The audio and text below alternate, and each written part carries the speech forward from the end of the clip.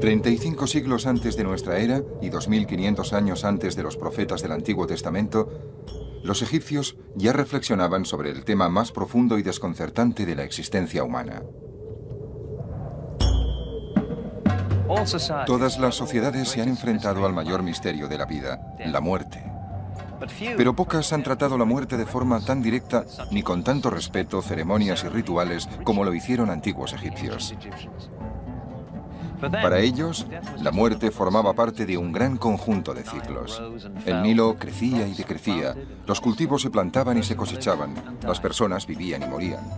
Pero si uno se hallaba bien preparado, el ciclo más importante empezaba después de la muerte.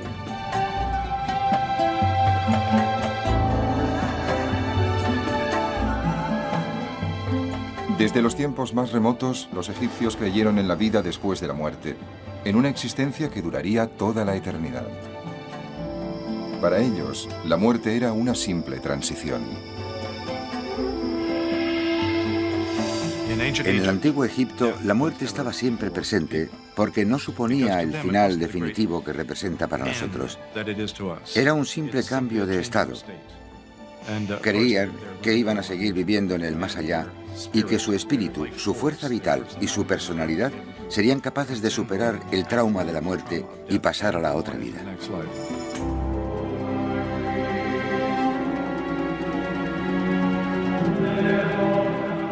El concepto egipcio de la vida eterna era distinto del de las culturas cristianas de los siglos posteriores.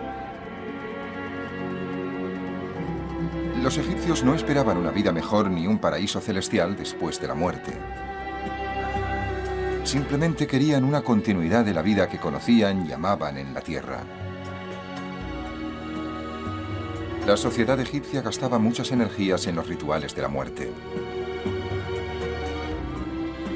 Estudiando sus antiguos ritos, los arqueólogos pretenden averiguar no solo cómo moría la gente, sino también saber más cosas sobre cómo vivían.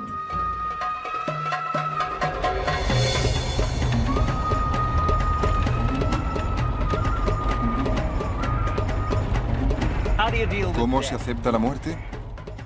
Es una vieja cuestión. Los arqueólogos aún intentan descubrir cómo los antiguos egipcios respondían a esta pregunta.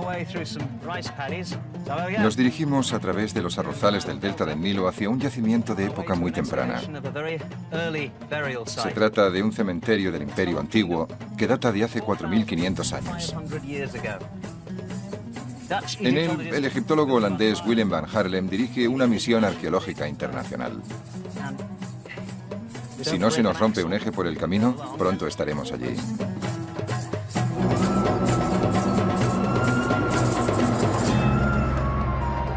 La mayor parte de Egipto es desierto. Por ello, los cuerpos de los antiguos egipcios que fueron enterrados en él han permanecido intactos durante miles de años.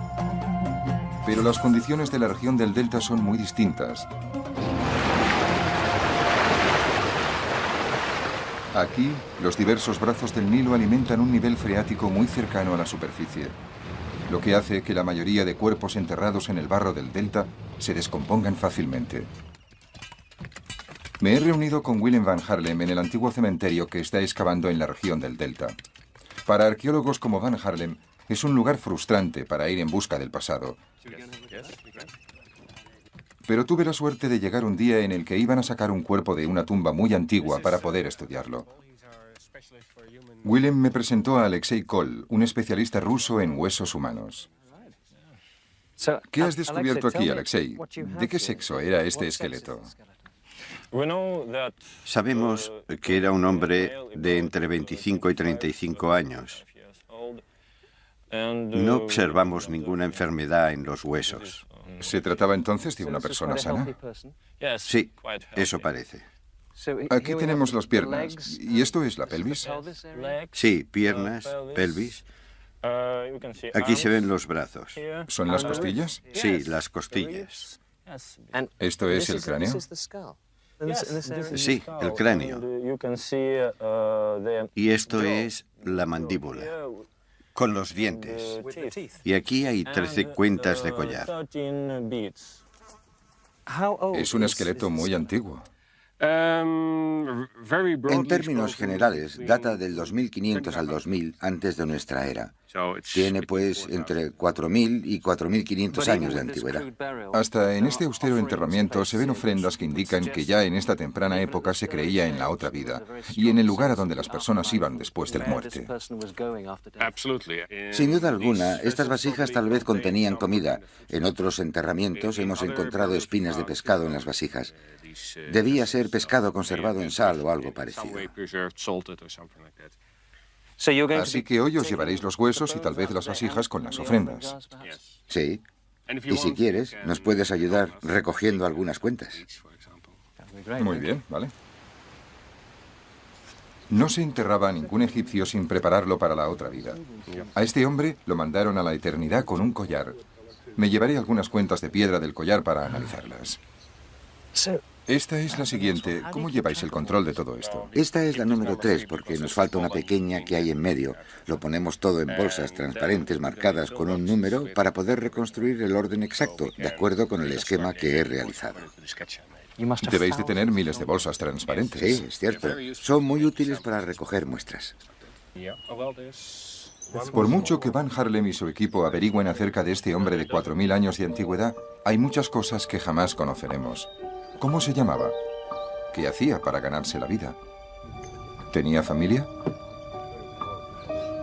Pero sí podemos estar seguros de que esperaba encontrar el camino hacia la vida eterna. Partir del mundo de los vivos hacia el tiempo eterno de los muertos no era automático. Era un acontecimiento complejo y muy ritualizado, del que solo salían con éxito los que habían llevado una vida moral. Y aún así, tenían que estar preparados para superar muchos obstáculos. El paso al más allá ocurría en una región llamada el mundo subterráneo. El gran dios Osiris presidía este misterioso reino. El espíritu del muerto era llevado ante Osiris y un tribunal formado por 42 jueces. Estos le hacían una serie de preguntas sobre su vida en forma de complejos acertijos. Responder de forma correcta a ellos era vital para llegar a la otra vida. Debía pasar una prueba ritual antes de entrar en la otra vida. Era un juicio sobre sus valores éticos y morales. Servía para obtener poderes mágicos en la otra vida que le ayudarían a superar los muchos peligros allí existentes. La parte más importante de esta prueba se conocía como el peso de las almas. En esta ceremonia se pesaba el corazón del difunto y como contrapeso se ponía una pluma. Si el corazón estaba en equilibrio con la pluma, la persona podía entrar en la vida eterna. Al tener que superar tantas pruebas, era natural que los antiguos egipcios buscaran ayuda. Mientras el cuerpo era momificado y recibía sepultura, el espíritu hacía su gran viaje por el mundo subterráneo con la esperanza de volver a nacer en la otra vida. Había planos y guías para realizar este viaje. Se los conoce como el Libro de los Muertos. En las paredes de todas las tumbas encontramos fragmentos de este libro en los que se daban instrucciones a los espíritus que habían partido. A veces, estos textos funerarios llegaban al extremo de describir cómo era la otra vida y dar un plano de las rutas para llegar a ella. Y eso era muy importante, porque estas rutas eran muy peligrosas.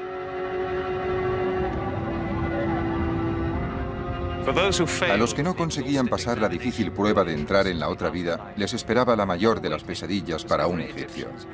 Los que no eran aptos eran enviados a unos hoyos infernales en los que recibían tortura. Aquellos que no conseguían pasar la prueba eran presa de la gran bestia Amid, que se comía a los muertos. Para unas personas que amaban tanto su tierra y la vida que en ella habían llevado, tal vez su mayor temor era pensar que podían pasar a la eternidad sin su querido Egipto.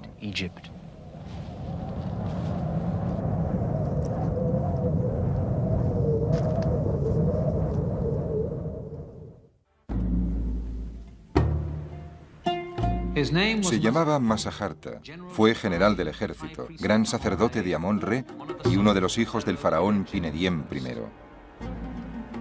Sufría terribles dolores de cabeza. Se conservan las cartas que escribía a su médico pidiéndole algún remedio. Y aunque no encontró ninguno que le aliviase, vivió hasta la relativamente avanzada edad de 52 años. A pesar de todos los detalles que conocemos sobre su vida, para los visitantes del museo es solo una momia. Desde los griegos y los romanos hasta los guionistas de Hollywood, ningún otro aspecto de la vida egipcia ha fascinado tanto al mundo como la momificación. Y aquí tenemos un ejemplo muy claro, lo que significa que por lo que concierne a Masajarta, aún está vivo.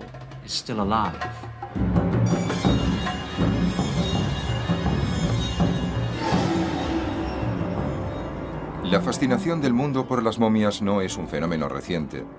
A Napoleón le intrigaron cuando invadió Egipto en 1798. Los primeros arqueólogos estaban obsesionados con estos cuerpos conservados. Más que en el oro, concentraban sus esfuerzos en la búsqueda de momias. Pero a pesar de su celo, no eran siempre cuidadosos en la forma de tratar a los muertos. El resultado fue una mala comprensión del significado de la momificación y de cómo se realizaba esta práctica excepcional. Los antiguos egipcios creían que nuestro amigo Masajarta podía seguir viviendo después de la muerte solo si se conservaba su cuerpo. Creo que el hecho de que se tomaran tantas molestias deja claro que el cuerpo debía seguir existiendo en la otra vida, que tenía que poder ser rehabilitado y tomar de nuevo la forma de un ser humano vivo.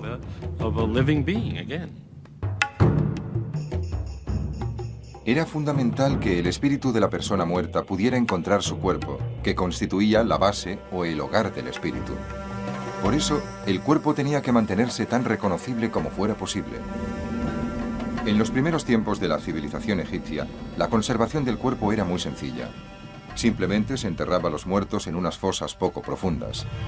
La arena caliente del desierto aseguraba que los tejidos del cuerpo se secaran antes de que el cuerpo se pudriera. Pero a medida que Egipto se sofisticaba, los egipcios empezaron a querer un lugar de reposo que fuera algo más que una fosa en la arena. En el año 3400 antes de nuestra era, los egipcios de las clases altas empezaron a ser enterrados en tumbas construidas sobre el nivel del suelo. Pero al no tener una base de arena seca, los cuerpos se descomponían. Se hizo necesario encontrar un buen sistema de conservación, porque sin el cuerpo no había ninguna alternativa para la otra vida. Tardaron casi 1000 años, pero llegaron a desarrollar un complejo sistema de momificación. Los métodos más antiguos consistían en poco más que en envolver el cuerpo en lino y cubrirlo con una resina líquida. Pero a medida que pasaba el tiempo, los egipcios se dieron cuenta de que, al igual que sucedía en los demás organismos, los órganos internos del cuerpo humano eran los primeros en descomponerse. Durante la Cuarta Dinastía, hacia el año 2600 antes de nuestra era, empezaron a extraerlos, creando así auténticas momias. Progresivamente el proceso se fue haciendo más complejo hasta que llegó a su punto culminante en tiempos del Imperio Nuevo, hacia el año 1500 antes de nuestra era. La momificación se iniciaba con la evisceración. El cerebro se sacaba en trozos pequeños por la nariz. El estómago, los pulmones, el hígado y los intestinos se extraían mediante una pequeña incisión. Cada órgano se colocaba en un vaso canopo especial, como estos de aquí. Estos vasos se colocaban cerca de la momia, para que su espíritu pudiera reconocer sus partes dispersas.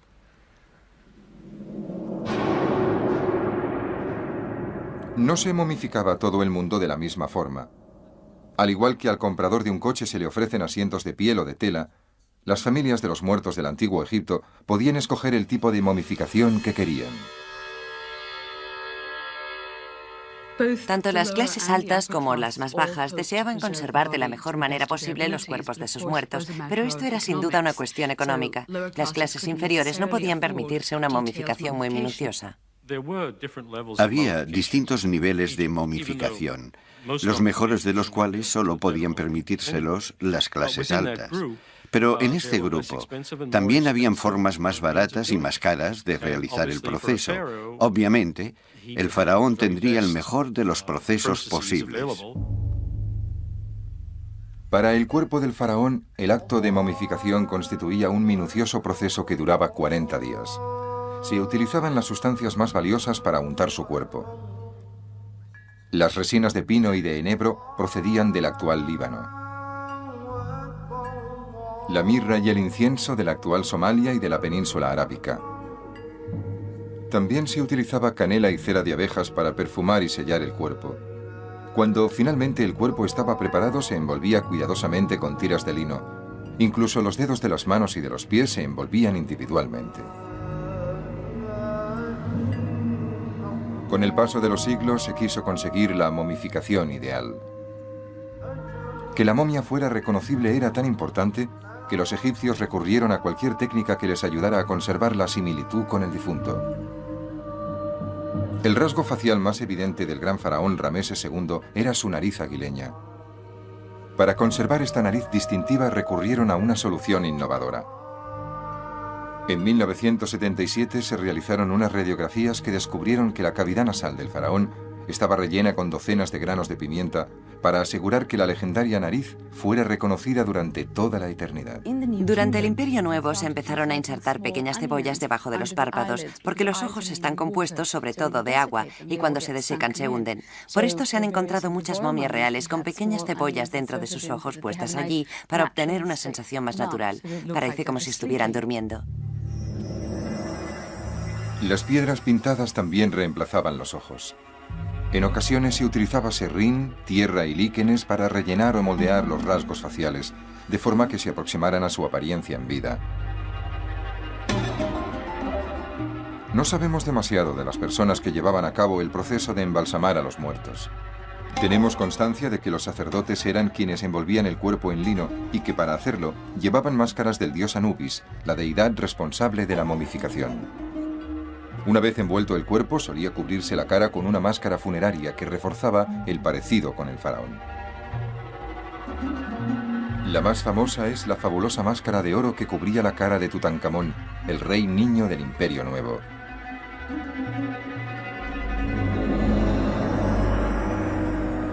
Casi todos los expertos coinciden en afirmar que cuando los romanos ocuparon Egipto en el siglo I antes de nuestra era, los niveles de momificación habían cambiado. A pesar de que seguía siendo una práctica de importancia vital para los egipcios, la calidad del trabajo de los embalsamadores había disminuido. Hay historias arqueológicas terroríficas, como la de desenvolver lo que parecía una momia perfectamente normal y descubrir que estaba formada con partes de distintos cuerpos que se habían colocado juntos y que la familia había identificado como el señor X o la señora Y. Ese cuerpo se entregaba para ser enterrado. Parece ser que el proceso de momificación no era a veces muy meticuloso. Lo que nunca cambió fue la creencia de que la momia debía parecerse al difunto. Estos maravillosos retratos del muerto se pintaban en tablas y se ponían encima de la cara de las momias. Son de estilo romano, pero muestran caras de egipcios. Miran fijamente al tiempo, con la esperanza de que se les conceda el deseo de pasar la eternidad con los dioses.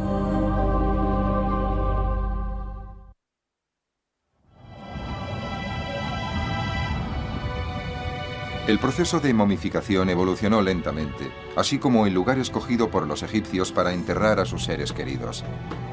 Los primeros egipcios eran enterrados en la arena. En la época de los primeros faraones, el concepto de la muerte y del más allá se había sofisticado bastante. Por eso los egipcios empezaron a buscar mejores sistemas para enterrar a los muertos.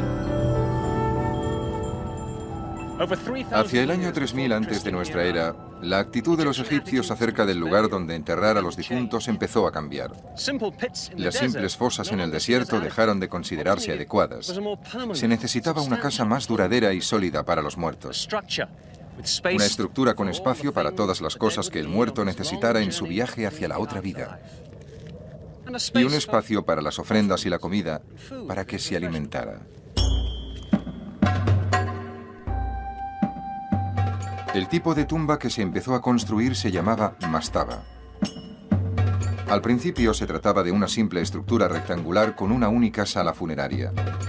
Las agrupaciones de mastaba se convertirían en ciudades de los muertos. A medida que las prácticas funerarias se fueron haciendo más complejas, las mastabas también evolucionaron. Los egipcios creían que mientras se honrara al muerto y se repitiera su nombre, esa persona permanecería viva. En consecuencia, se añadieron salas adyacentes a las mastabas, donde los amigos y los familiares podían rendir homenaje al difunto y rezar en su nombre.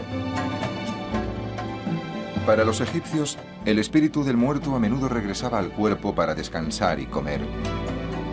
Por eso dejaban comida, agua y hasta vino en la mastaba, para que el difunto pudiera disfrutar de ello. En la meseta de Giza se construyeron cientos de mastabas. A nuestro alrededor están enterrados altos cargos y miembros del séquito de los faraones. La mayoría de las tumbas fueron excavadas en la década de 1930, pero algunas han permanecido escondidas. La doctora Ann Roth, de la Universidad de Howard, está al frente de un equipo que explora este gran campo de mastabas. Intenta encontrar las tumbas perdidas y descubrir más detalles sobre las prácticas funerarias del Imperio Antiguo. Las mastabas se construyeron en el Imperio Antiguo e incluso en épocas más tempranas como una especie de montículo artificial que cubría el cuerpo del difunto. Ahora regresamos a algunas tumbas que se excavaron al final de la década de 1930. En un estudio más exhaustivo nos gustaría poder seguir el rastro de aquellos que las construyeron, de las personas a las que pertenecieron y de quienes trabajaron aquí, como los sacerdotes, y reconstruir de este modo la vida del cementerio. ¿Esta es una de las mastabas que se vuelve a excavar? No, esa no, es aquella de ahí. Brad tardó un par de días para descubrir que esta mastaba se había desplomado encima de esta otra. Cuando empezó a limpiar la superficie que ahora presenta la mastaba, encontró una sala funeraria y luego otra. En realidad esto es bastante insólito porque no parece que tengan ningún hueco encima. Aún no sabemos cómo entraban en ellas. Quizás enterraron primero los cuerpos en esta y luego construyeron la otra mastaba encima. Has estado muy ocupado, Brad. Dime qué has descubierto. Cuando abrimos la sala, encontramos la parte superior de un cráneo. Por ello supimos que aquí se había celebrado un enterramiento. Parece que era una mujer bastante joven, de unos 18 años. Podemos decirlo porque los huesos no están completamente fusionados. A medida que crecemos, los huesos cambian. Este enterramiento es solo uno de los dos que creemos que hay en la tumba. Mientras buscábamos el hueco de entrada, encontramos el segundo. Creo que estás a punto de abrirlo, ¿no? Efectivamente, esta parte está ya parcialmente excavada, pero en este otro lado es probable que encontremos un enterramiento completo. Es extraordinario. ¿Puedo mirar? Allison, tenemos otro cuerpo. ¿Ves algo allá abajo? Veo un cráneo y también una tibia o un hueso de la pierna. Sí, es un hueso de la pierna. ¿Qué vas a hacer para extraer este esqueleto? Tendré que quitarle el polvo y procurar hacerlo con cuidado para no mover los huesos. El problema de estas tumbas es que son muy pequeñas. Parece que no está intacta. Seguro que no lo está. Posiblemente es una mujer. Los huesos son bastante pequeños. Sin duda es adulta. Muy bien, tendremos que excavar y descubrir quién era. Esto es fantástico. Tenemos otro cuerpo.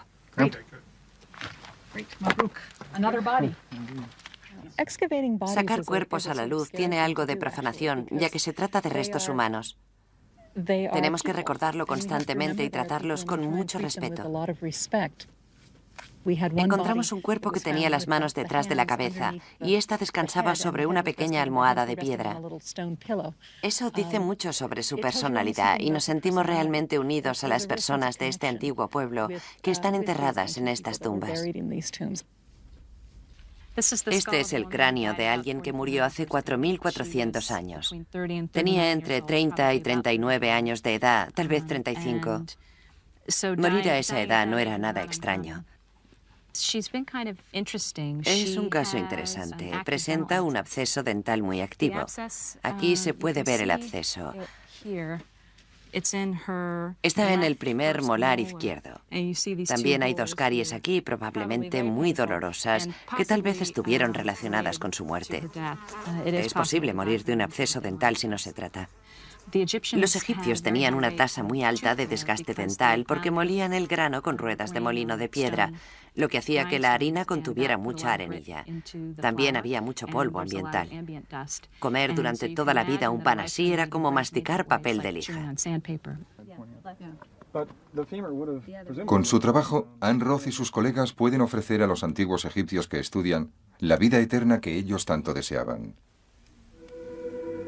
Espero que les alarguemos la vida al estudiarlos y que podamos contar algo sobre su vida, porque los antiguos egipcios creían que una parte de nuestra alma estaba formada por lo que los otros sabían de ti. Así, al establecer esta conexión con los muertos, esperamos reparar cualquier falta de respeto que podamos cometer con sus huesos. Los huesos que había en estas mastabas de Giza pertenecían a personas corrientes, de clase media. Pero hasta a los faraones les llegaba la muerte. Los egipcios creían que cuando su rey fallecía, se unía al gran dios Re para conducir eternamente el sol a través del cielo en una nave celestial.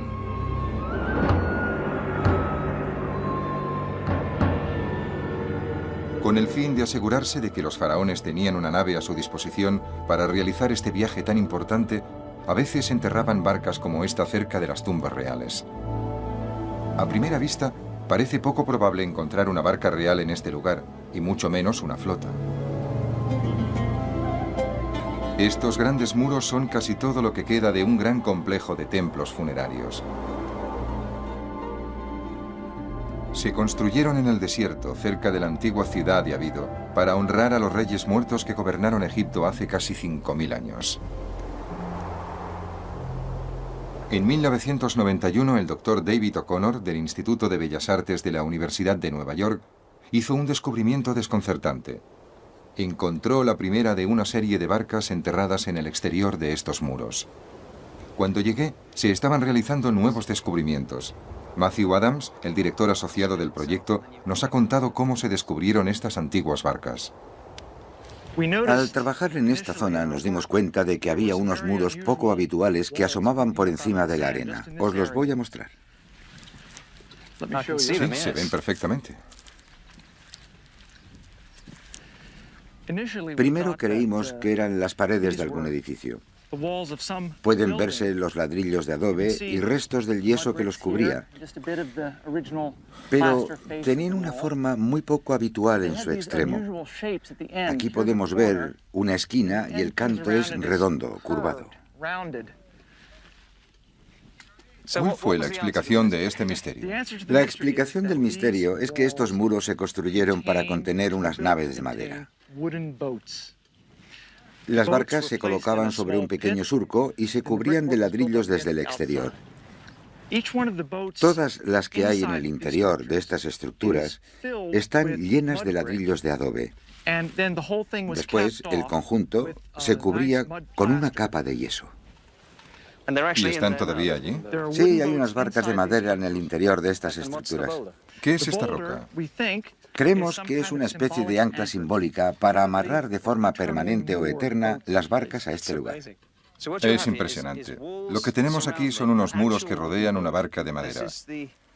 ¿Qué es esto? ¿La proa o la popa?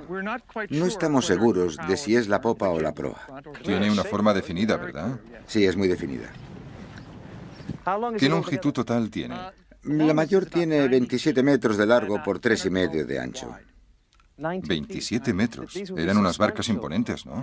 En efecto, tenían que ser muy imponentes. Limpiar las toneladas de arena que cubren estas barcas es un trabajo agotador. Después se tienen que quitar las capas de yeso para empezar a tener una idea del aspecto que tuvieron en su tiempo.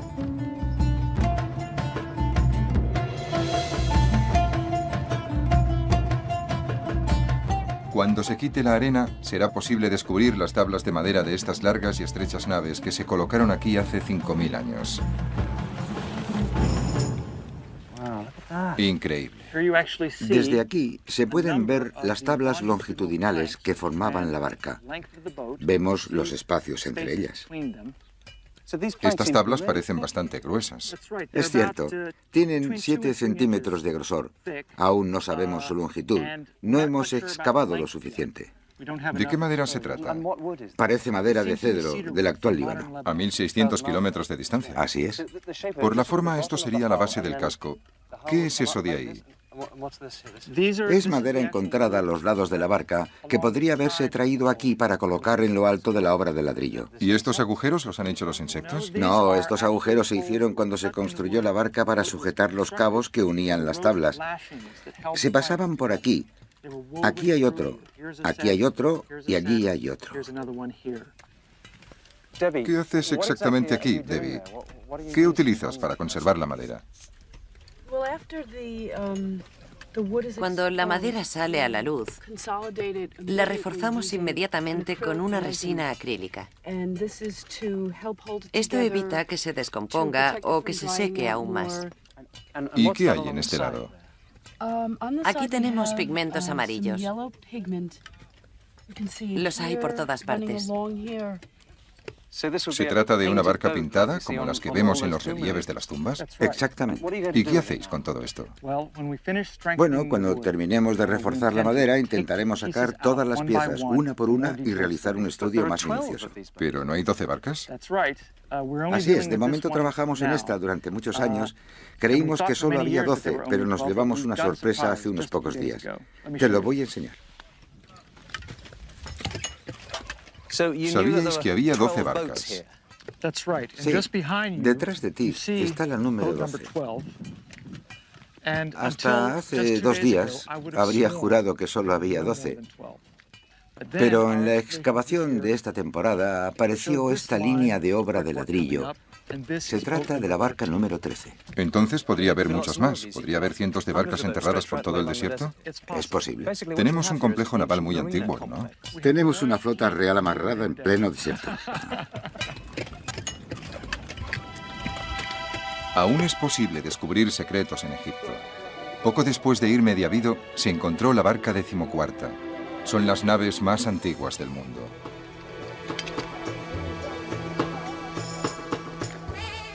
La flota real que Matthew Adams y su equipo intentan salvar se enterró cerca de las mastabas de los primeros reyes.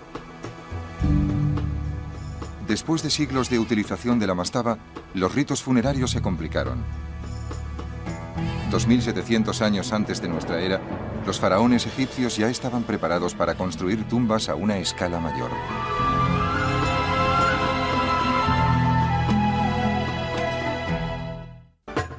Durante siglos la mastaba había cubierto las necesidades de los muertos, pero a medida que el imperio antiguo avanzaba, Egipto llegaba a su momento de mayor prosperidad. Entonces los faraones necesitaron algo más, no solo una tumba, sino un monumento dedicado a su propia grandeza.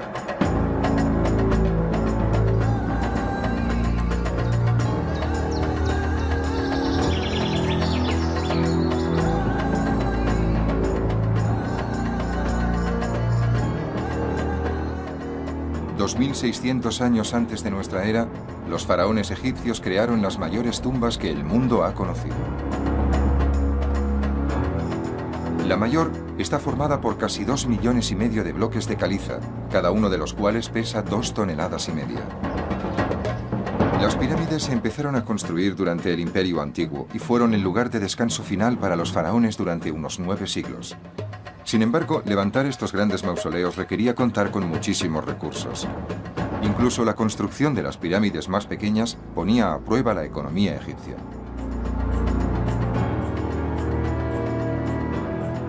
Y aunque se enterrara a los faraones en el corazón de las pirámides, sus tumbas no eran lugares seguros a causa de los ladrones, que saqueaban con éxito sus restos. Al final del Imperio Antiguo, la realeza egipcia empezó a buscar otros lugares donde sus muertos pudieran descansar en el largo y difícil viaje hasta la inmortalidad. En los inicios del Imperio Nuevo, alrededor del año 1570 antes de nuestra era, hubo un cambio en las prácticas religiosas. Al mismo tiempo quedó claro que tanto las mastabas como las grandes pirámides no estaban a salvo de los saqueos de los ladrones de tumbas. Por eso los gobernantes de Egipto buscaron un lugar más seguro para las tumbas de los faraones. Y eligieron este árido valle cerca de Tebas. Traerían hasta aquí los cuerpos de los faraones para que iniciaran la vida eterna. Este lugar se conoce actualmente como el Valle de los Reyes. El gran aislamiento de este valle parecía ofrecer la necesaria protección. Habitualmente la construcción de la tumba del faraón se iniciaba inmediatamente después de que accediera al trono. Primero, unos obreros excavaban grandes salas en las montañas de piedra caliza. Otros cubrían las paredes con relieves y pinturas. Y otros transcribían en las tumbas los textos adecuados para asegurar que el rey superara el viaje por el mundo subterráneo. Los textos antiguos dicen que cuando tenía lugar la muerte del rey, se añadían a la tumba elaborados adornos y decoraciones finales hechos a toda prisa.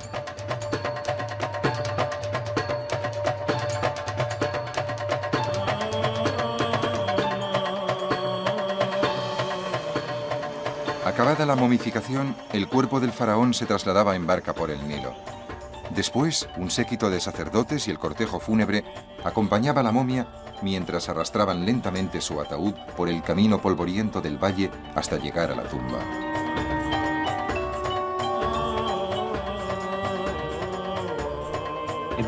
Los rituales y ceremonias de traslado del cuerpo momificado del faraón desde las orillas del Nilo hasta aquí, la entrada de la tumba, duraban varios días. Desde el día en que moría el faraón, había una actividad frenética para preparar este lugar. Por último, empezaría el acto final de la vida del rey. El olor a incienso y el sonido de los salmos llenaban el aire. Los sacerdotes encabezaban la procesión en el interior de la tumba, seguidos por el séquito fúnebre de la familia real.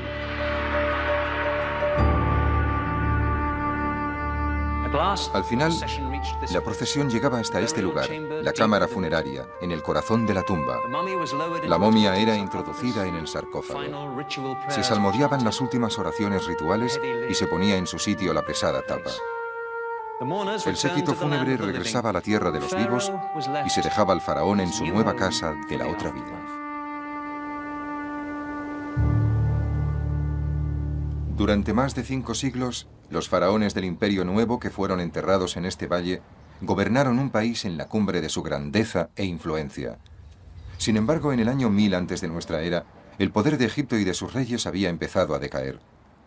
Otras culturas más poderosas ocuparon el lugar preeminente de Egipto en el Próximo Oriente y acabaron por instalarse en su propio territorio. Los persas, los griegos y finalmente los romanos controlaron la tierra de los faraones. Pero por raro que parezca, ningún invasor impuso su religión. Los egipcios siguieron adorando a los dioses de la antigüedad y su actitud hacia los muertos permaneció inalterable, como demuestra de forma espectacular un reciente descubrimiento.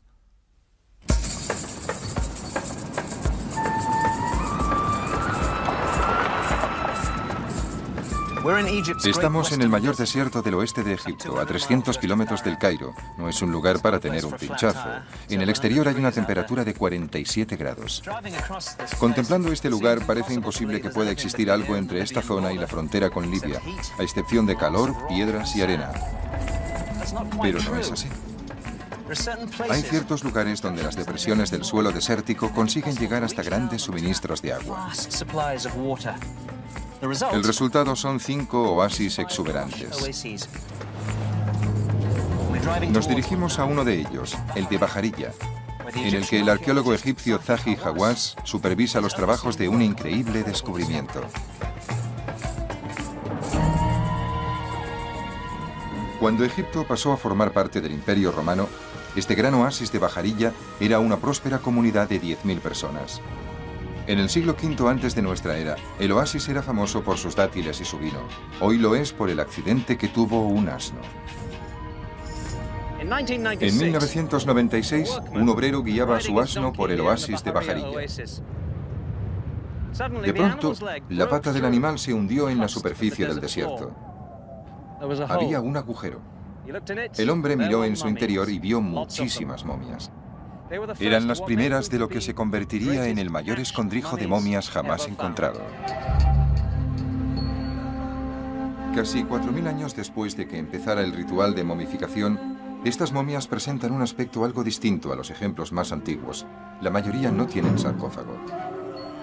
En cambio, llevan la cara recubierta con una máscara de un material parecido al papel maché, llamado cartonaje. Sin embargo, muestran que no había cambiado la importancia que los egipcios daban a la preservación del cuerpo. El cartonaje dorado de estas máscaras ha dado nombre a este lugar. El Valle de las Momias Doradas.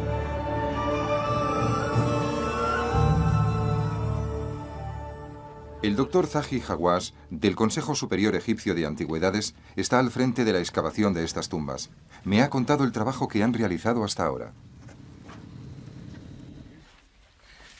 ¿Qué tumba es esta? Es la última tumba que hemos descubierto en el Valle de las Momias Doradas. Solo en ella hemos encontrado 41 momias. Es extraordinario. Jamás he visto tantas momias juntas. Lo interesante de las momias halladas aquí es que las hay de 3 tipos distintos. Esta de aquí tiene la cara cubierta de oro, mientras que esa otra solo está envuelta con lino. Tienen una forma muy bella. Sí. Y esta momia está cubierta de un cartonaje en el que podemos ver pinturas con escenas de dioses y diosas. Mira a este niño. Nos llevamos a un niño así para hacerle una radiografía, pero este, creo, es un niño que tendría una edad de 2 años como máximo. Es precioso. Y está muy bien conservado. Por eso creo que no es correcto afirmar que la momificación se deterioró durante la época romana. Eso no es cierto.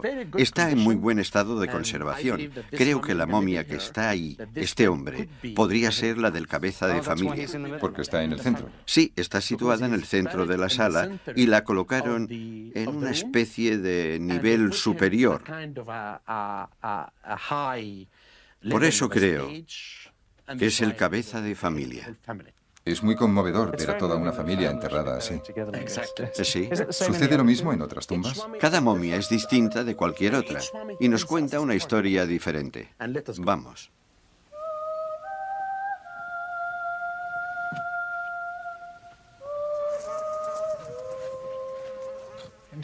Entramos en otra tumba. ¿Cuántas momias han encontrado hasta ahora?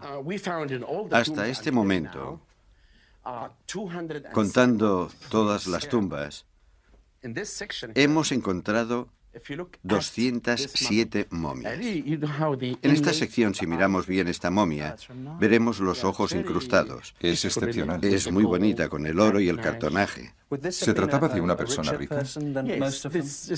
Si la momia tenía oro, es que la persona era rica. Y esto es yeso, ¿no? Sí, me parece que es la de una novia. Murió antes de casarse y creo que su familia le puso maquillaje en los labios y en las mejillas para que pudiera casarse en la otra vida. ¿Y cuántas tumbas más como esta cree que encontrará? Creo que pasaré el resto de mi vida excavando, descubriendo los secretos de las tumbas y muchas historias sobre la vida de estas personas. Ya he dicho muchas veces que al menos descubriremos 10.000 momias. Por eso le llamo el Valle de las Momias Doradas. Es fácil pensar que la momificación solo afectaba a los grandes faraones.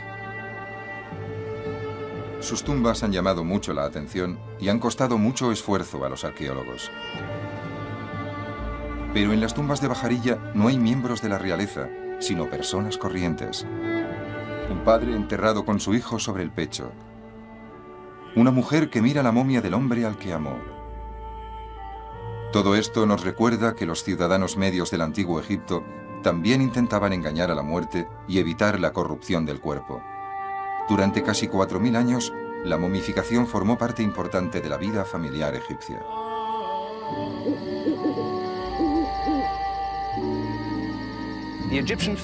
El dolor familiar egipcio ante la muerte de un ser querido era tan auténtico como el nuestro.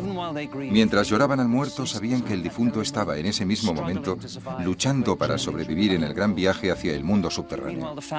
Al mismo tiempo, la familia debía emprender una serie de rituales y celebraciones, y debían momificar el cuerpo para que recibiera al espíritu después de la muerte. Esto representaba un gran esfuerzo y un enorme gasto para todas las familias. ¿Por qué lo hacían? No se trataba de una obsesión morbosa, lo hacían porque les importaba el difunto. La momificación era un gran acto de amor. Creían sin duda que la muerte no era el fin de la vida, sino el inicio de la eternidad.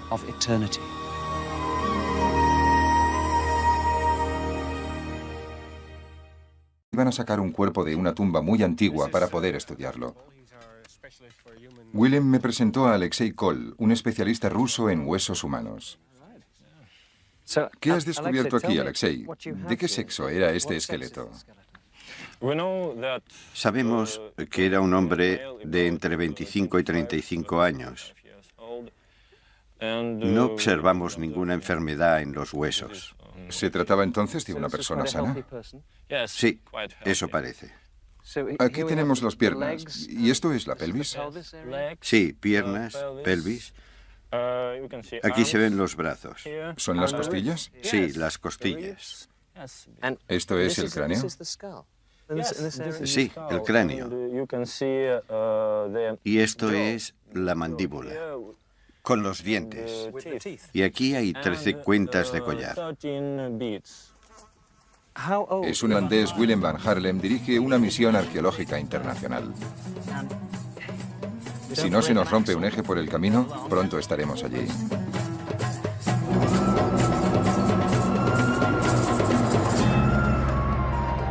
La mayor parte de Egipto es desierto. Por ello, los cuerpos de los antiguos egipcios que fueron enterrados en él han permanecido intactos durante miles de años. Pero las condiciones de la región del delta son muy distintas. Aquí, los diversos brazos del Nilo alimentan un nivel freático muy cercano a la superficie, lo que hace que la mayoría de cuerpos enterrados en el barro del delta se descompongan fácilmente. Me he reunido con Willem van Haarlem en el antiguo cementerio que está excavando en la región del delta. Para arqueólogos como van Haarlem, es un lugar frustrante para ir en busca del pasado. Pero tuve la suerte de llegar un día en el que 35 siglos antes de nuestra era y 2500 años antes de los profetas del Antiguo Testamento, los egipcios ya reflexionaban sobre el tema más profundo y desconcertante de la existencia humana. Todas las sociedades se han enfrentado al mayor misterio de la vida, la muerte. Pero pocas han tratado la muerte de forma tan directa ni con tanto respeto, ceremonias y rituales como lo hicieron antiguos egipcios. Para ellos, la muerte formaba parte de un gran conjunto de ciclos. El Nilo crecía y decrecía, los cultivos se plantaban y se cosechaban, las personas vivían y morían. Pero si uno se hallaba bien preparado, el ciclo más importante empezaba después de la muerte.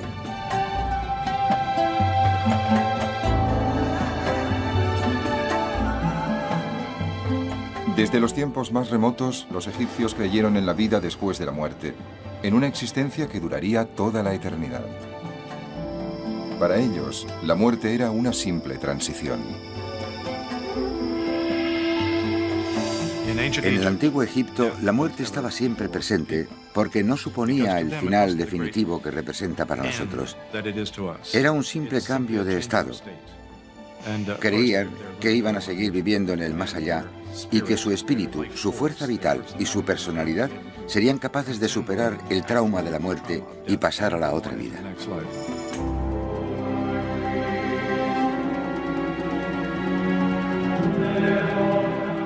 El concepto egipcio de la vida eterna era distinto del de las culturas cristianas de los siglos posteriores. Los egipcios no esperaban una vida mejor ni un paraíso celestial después de la muerte. Simplemente querían una continuidad de la vida que conocían y amaban en la tierra. La sociedad egipcia gastaba muchas energías en los rituales de la muerte. Estudiando sus antiguos ritos, los arqueólogos pretenden averiguar no solo cómo moría la gente, sino también saber más cosas sobre cómo vivían.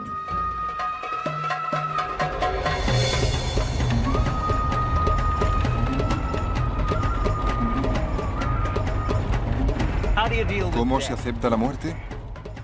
Es una vieja cuestión. Los arqueólogos aún intentan descubrir cómo los antiguos egipcios respondían a esta pregunta. Nos dirigimos a través de los arrozales del delta del Nilo hacia un yacimiento de época muy temprana. Se trata de un cementerio del Imperio Antiguo que data de hace 4.500 años. En él, el egiptólogo